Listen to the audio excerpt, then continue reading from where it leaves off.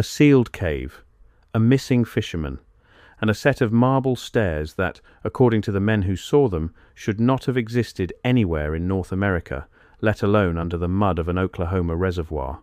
In the winter of 1941, the United States Army Corps of Engineers arrived at a stretch of shoreline on Grand Lake, poured concrete into the mouth of a limestone cave, posted a guard, and left.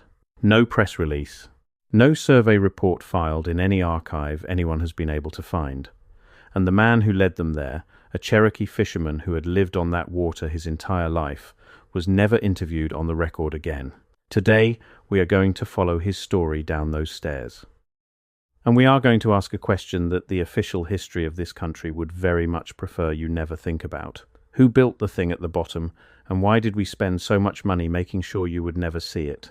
To understand what happened at Grand Lake, you first have to understand what Grand Lake actually is, because it is not a lake. I have to pause here for a second.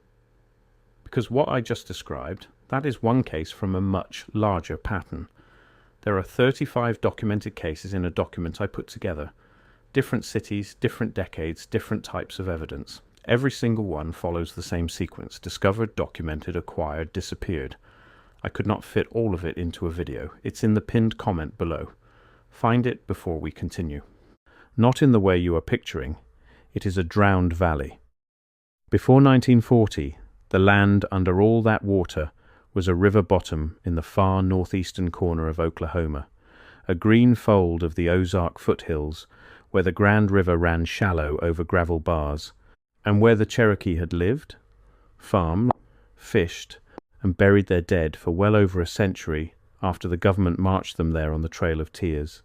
There were farms down there. There were roads, churches, entire small towns with names that only show up now on old county maps. And then, over a span of about 2 years, the Pensacola Dam went up, the gates closed, and the whole valley filled with water. The people who lived there were paid, or not paid, and they moved uphill and watched their homes disappear under the rising line of the reservoir. Now, the official reason for all of this was flood control and electricity, and that reason is true as far as it goes. But here is where the story we have all been told starts to develop cracks. Because drowning a valley is one of the most effective ways ever devised to make something disappear forever, you do not have to demolish it. You do not have to haul it away. You do not have to explain it. You just raise the water, and whatever was down there becomes invisible, unreachable, and eventually unbelievable. And across this country, in the 1930s and 1940s, we drowned an astonishing number of valleys. We told ourselves it was all about power and progress. But some of those valleys held things that do not fit the timeline we were handed in school. And the man at the center of our story found one of them. His name, as best as it survives in the few accounts that remain, was Amos. He was Cherokee, born near the river in the first years of the century, and by the time the dam went in, he was a grown man who made part of his living pulling catfish and paddlefish out of the deep channels that the flooding had created. He knew that water better than anyone alive. He knew where the old riverbed ran under the new lake, where the drowned trees stood like a forest of black bones under the surface, where the current still moved in the sunken bottom of what used to be a road. And in the autumn of 1941, during a season when the reservoir had been drawn down low for maintenance on the dam, Amos took his boat into a cove that the high water normally kept hidden, and he saw something in the exposed limestone bluff that he had never seen before. An opening, a cave mouth that a year of shifting silt and receding water had scoured clean. Caves are not strange in that country. The Ozarks are riddled with them, thousands of them, limestone shot through with water for millions of years. A fisherman finding a cave is not a story. What Amos found inside it is the story. Because he went in. Of course he went in. He was a curious man in a landscape that had just been turned upside down by the government, and here was a piece of the old world, the drowned world, briefly handed back to him. He lit a lantern, and he walked into the dark. And after the first chamber, after the wet stone and the bat sign and the ordinary mineral shapes you would expect, the floor changed under his feet. It went from rough natural rock to something flat, something cut, something laid. He was standing on a landing, And in front of him, descending into the black, was a staircase. Not a natural formation that resembled stairs, not a trick of shadow and mineral. A staircase, wide enough for several men to walk down side by side, each step the same height as the last, the edges squared and true, the whole thing built from a pale, polished stone that threw his lantern light back at him like wet ice. Marble, or something so close to marble that no one who later saw it could tell the difference. And this is the detail that every version of the account agrees on, the detail that turned a fisherman's curiosity into a federal operation. That marble was not local. There is no marble like that in the geology of northeastern Oklahoma. To build that staircase, someone would have had to quarry white stone somewhere far away, transport it into a river valley, cut it with a precision that our own histories say did not exist in this region at any point, and assemble it underground. And then, somehow, the earth had closed over it, and a river had run above it, and a people had lived and farmed on top of it for generations without ever knowing it was there. Amos did not go all the way down. Every account is clear on that. He got far enough to understand that the stairs kept going, that the air coming up from below was cool and dry and moving, which meant the space at the bottom was large and connected to something, and that the walls on either side of the staircase were dressed stone, fitted so tightly he could not slip a knife blade between the blocks. And then his nerve failed him, the way anyone's nerve would fail, and he climbed back out into the grey daylight and sat in his boat and tried to decide what a man is supposed to do with a thing like that. Here is where the tragedy of the story really begins. Because Amos did the honest thing, the trusting thing, the thing you and I might have been raised to do. He reported it. He did not keep it secret. He did not try to loot it. He did not sell the story to a newspaper. He told the authorities. Because in 1941 you still believed, if you were a decent person, that the authorities existed to understand the world and protect it. He told a local official, who told someone higher, and within a remarkably short time, faster than anything in rural Oklahoma moved in those days, men arrived, not archaeologists, not university professors, not the curious scientists you would expect to come running at the discovery of an impossible ancient structure, army engineers. And that single fact, that the response to a possible lost civilization was military rather than academic, is the hinge on which this entire mystery turns. Now, before we go down those stairs with the engineers, we need to widen the lens. Because the staircase at Grand Lake is not an isolated anomaly. It is one data point in a pattern that a growing number of people have started to notice, and the pattern is this. All across the world, and especially across the Americas, there is physical infrastructure that does not match the story of who supposedly built it. There are the enormous stone star forts, geometrically perfect, that dot old maps of cities from Europe to the American frontier, structures that we credit to eras that had no machinery capable of the earthwork involved. There are the grand exposition buildings of the late 19th century, palaces of white stone and glass and dome, buildings that we are told were thrown up in a matter of months as temporary fairgrounds and then torn down, buildings more magnificent than almost anything we can build today, and then conveniently demolished before too many people could ask how a young and supposedly poor country produced them. This is the heart of what people now call the revisionist economic history of this continent, and at its core is a simple, uncomfortable idea. What if the infrastructure came first, and the official builders came second? What if a great deal of what we call American progress in the 19th and 20th centuries was not construction at all, but inheritance? What if a civilization was already here, an advanced one, a builder of marble stairs and star forts and domed cities, and what if that civilization was ended, or buried, or drowned, and a new order simply moved into the ruins, claimed them, rewrote the records, and sold the story that they had built it all themselves? Whoever controls that story controls the deed to a continent. That is the economic part. History is not just a record of the past. It is a title document. It says who owns what, who built what, who is owed what. And if the real builders were erased, then the erasure was the single most valuable act of theft in human history. The people who lived under the water at Grand Lake had their own version of this knowledge, though they told it differently. The Cherokee, and many of the peoples who were here before the maps and the dams, carried stories of an older world, of ancestors who were not the first, of ruins and mounds, and worked stone that predated memory. When the settlers arrived and found the great earthen mounds across the river valleys of this continent, mounds that clearly required organized labor and engineering on a massive scale, they could not accept that the people living nearby had built them. So they invented a vanished race of mound builders, and then they leveled the mounds for farmland and railroads, and the question died in the dirt, erasing the builder in order to claim the building. It is the oldest move in the book, and we have run it again and again. So when the army engineers arrived at Amos's cave, they were not walking into an unprecedented situation. They were walking into a situation that, if the pattern holds, the government had a standing procedure for, and their behavior fits a procedure far better than it fits genuine surprise. They did not act like men who had just discovered something wondrous. They acted like men who had a job to do. According to the fragments that survive, passed down through Amos's family and the handful of locals who saw the trucks, the engineers went into the cave, and a small number of them went down the stairs with proper equipment and lights. They were down there for the better part of a day. When they came back up, they were quiet. Whatever they found at the bottom, they did not describe it to the men waiting outside, and they gave no explanation for what came next. What came next was concrete. They sealed it.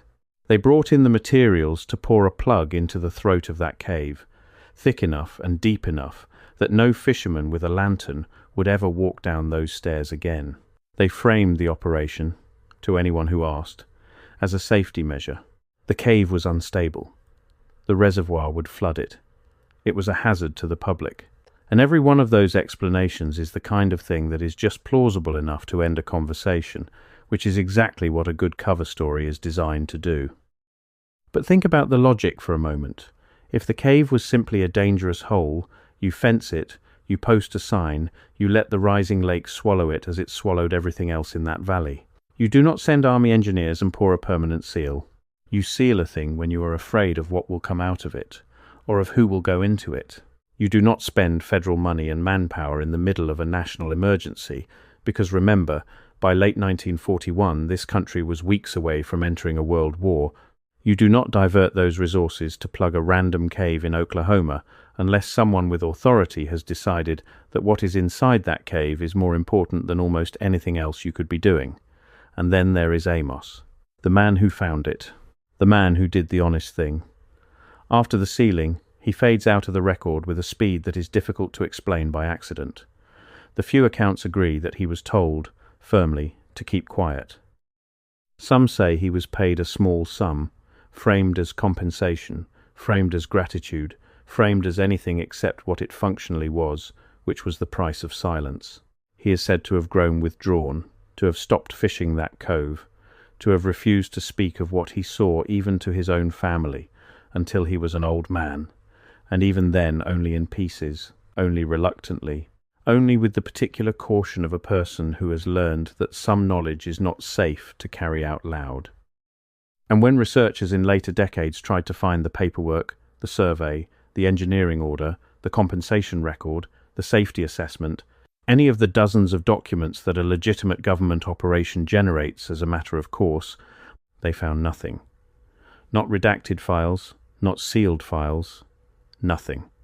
As if the operation that was thorough enough to pour permanent concrete was also thorough enough to make sure it left no paper trail at all.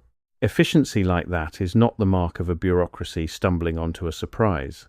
It is the mark of a bureaucracy executing a plan. Before I go further, that document in the pinned comment. If you have not found it yet, go there now, because everything I cover in these videos is one piece of a pattern that only becomes visible when you see all 35 cases together. The document shows you the full pattern. What I can show you here is the surface. What is down there is everything underneath it. Pinned comment, now, then come back. Now, the honest thing for us to do here is to sit with the objection, because there is a strong one, and pretending it does not exist would make us no better than the people who buried the story. The objection is this: extraordinary claims require extraordinary evidence, and what we have is not extraordinary evidence. We have an oral account, a family memory, a set of details passed hand to hand across 80 years, and a suggestive absence of documents. And an absence of documents is not proof of a conspiracy. Records get lost. Rural operations in 1941 were sloppy. Caves really are dangerous. Marble is a word that a frightened man in a dark cave might use for any pale, wet, layered stone. Every single piece of this story has an ordinary explanation available, and if you line all those ordinary explanations up in a row, you get a boring afternoon in Oklahoma and nothing more. That is the responsible objection, and you should hold on to it. But then you should also notice something about it. Notice how completely it depends on treating each piece of the story in isolation. Take the missing documents alone, and it is carelessness. Take the ceiling alone, and it is safety. Take the military response alone, and it is coincidence. Take the fisherman's silence alone, and it is a shy man's temperament. Each thread, pulled by itself, snaps easily. But that is not how the world actually presents itself to us. The threads came braided. A discovery of impossible dressed stone, followed immediately by a military rather than scientific response, followed by a permanent seal, justified with a thin safety story, followed by the payment and silencing of the only civilian witness, followed by the total absence of the paperwork that every step of that process should have generated. Any one of those things is nothing. All of them together, in that exact order, is a shape. And the shape looks less like an accident and more like a protocol. And the protocol did not stop at Grand Lake. This is the part that should keep you up at night, because once you know what to look for, you start seeing the same shape everywhere across the same decades. The great dam building era of this country, roughly the 1920s through the 1950s, drowned hundreds of valleys, and the story of each one is the same on its surface. Progress, power, flood control, and every single one of those reservoirs did the same thing to whatever lay beneath it that Grand Lake did to Amos's cave. It made it invisible, unreachable, and unprovable. If you wanted to erase the physical evidence of an older civilization from the landscape of a continent, permanently and cheaply and with a heroic cover story attached, you could hardly design a better instrument than a national program to flood the low ground. The valleys are where people build. The valleys are where the rivers run and the cities rise and the ruins settle. And the valleys are precisely what we chose, again and again, to put under water. Consider the timing at Grand Lake specifically, because it is almost too neat. The staircase was found during a drawdown, a rare window when the water was low enough to expose the cave mouth at all. Under normal operation, that opening lived below the surface, drowned, exactly like everything else in the old valley. Amos only saw it because of a fluke of maintenance scheduling, which means that for all the years before, and all the years since, that impossible structure sat under the lake, a stone's throw from fishing boats and swimmers and families on the shore, and no one knew. Which means, if you follow the logic all the way down, that the flooding of the valley did not accidentally cover the staircase. From the perspective of anyone who already knew the staircase was there, the flooding of the valley was the point. The dam was the seal. The concrete Amos watched them pour was just the patch on the one place the water had briefly failed to hide. We need to talk about who they were, the builders. And here honesty demands humility, because we do not know. The revisionist history that this story belongs to has a name for them, borrowed from old maps that once labelled a vast and now vanished domain across the top of the world. But the name matters less than the fingerprints, and the fingerprints are consistent wherever this pattern appears. A mastery of stone that we cannot replicate. A love of symmetry and geometry so intense it borders on the religious. Architecture built not just to stand, but to endure across timescales we do not plan for. And a relationship with energy and infrastructure that seems, from the ruins, to have been more advanced than the era we assign it. The marble staircase at Grand Lake fits that fingerprint exactly. Precision-cut stone, imported at impossible cost, assembled underground with joints too tight for a blade, leading down toward a large, dry, air-moved space that no one from our official timeline ever admitted existed. Someone built a hall under that valley, and then history, or someone acting on history's behalf, made very sure that the story of that hall would drown. So, what happened to the builders?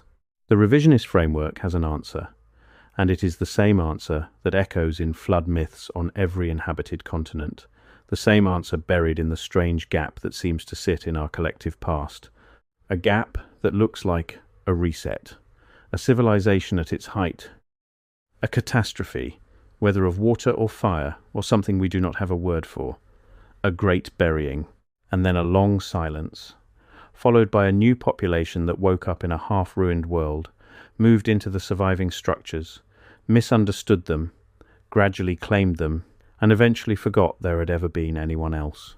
The mud is real, by the way.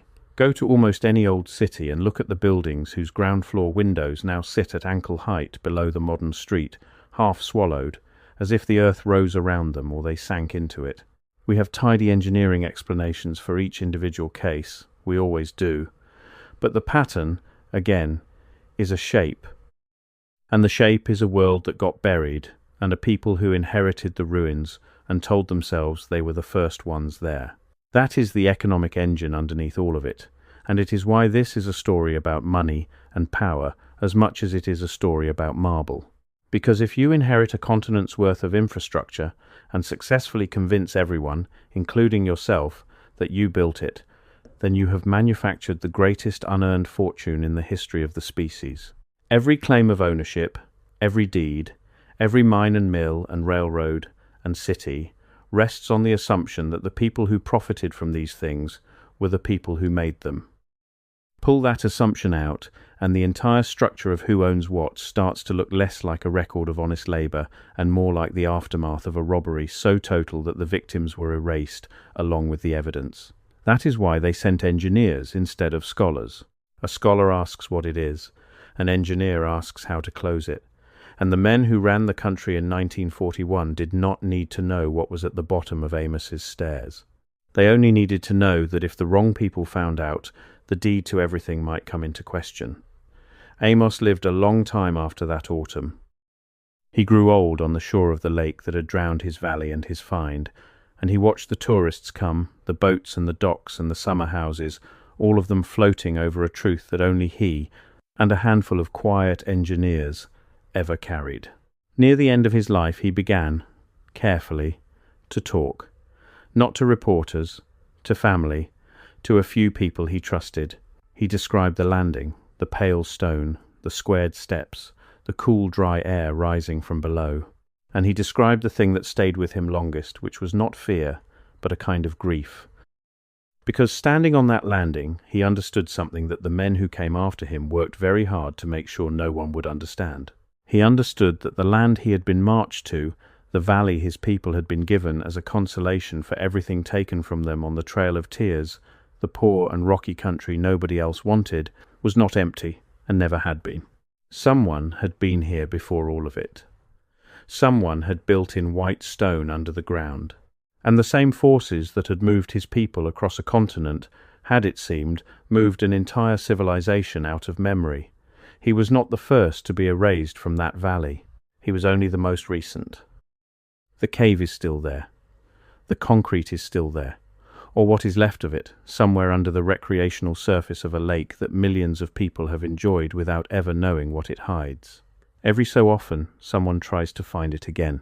They dive the coves, they read the old accounts, they file requests for the records that do not exist, and they run into the same wall Amos ran into, which is not a wall of stone but a wall of official nothing, the smooth and total absence that the powerful have always used more effectively than any lie.